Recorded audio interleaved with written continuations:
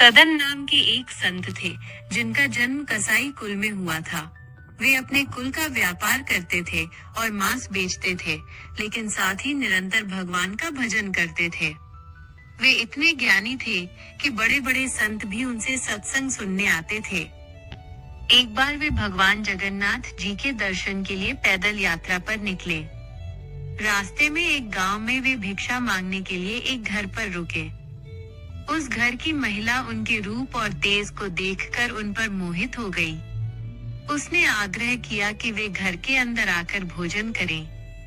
संतों के लिए नियम है कि वे घर के बाहर से ही भिक्षा लें, परंतु सदन जी ने उस महिला के भाव को देखकर आमंत्रण स्वीकार कर लिया और घर के भीतर चले गए।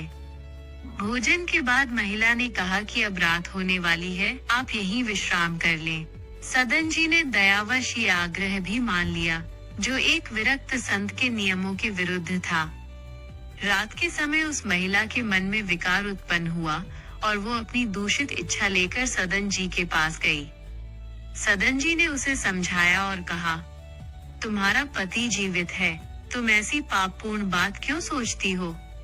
उस महिला ने उनकी बात का उल्टा अर्थ निकाला। उसने सोचा कि पति ही बाधा है, इसलिए उसने जाकर अपने सोते हुए पति की हत्या कर दी।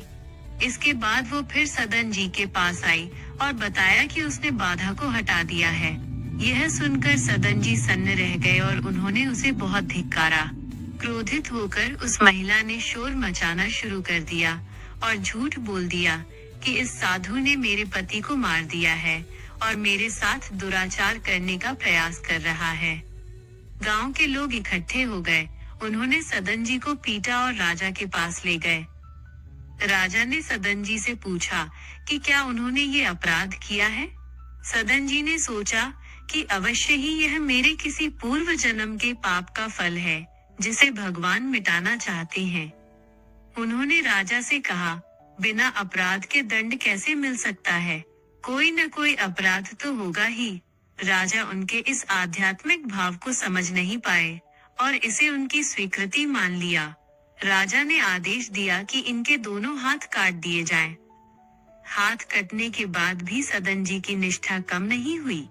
वे उसी अवस्था में जगन्नाथपुरी पहुँचे।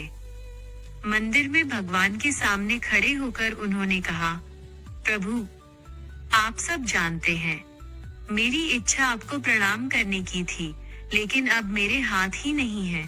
इतना कहकर जैसे ही उन्होंने नमन करने के लिए अपने कटे हुए हाथ जोड़ने का प्रयास किया, एक चमत्कार हुआ। उनके 2 नए हाथ निकल आए, शरीर के सारे घाव भर गए और वे पहले से भी अधिक स्वस्थ और तेजस्वी हो गए। तब भगवान जगन्नाथ प्रकट हुए और उनसे पूछा, क्या तुम्हें मुझ पर क्रोध नहीं आया कि बिना गलती के तुम्हें इतना कष्ट मिला? सदन जी ने उत्तर दिया, प्रभु, आपकी हर लीला में मुझे आपका प्रेम ही दिखाई देता है। इस प्रकार भगवान ने अपने भक्त की लाज रखी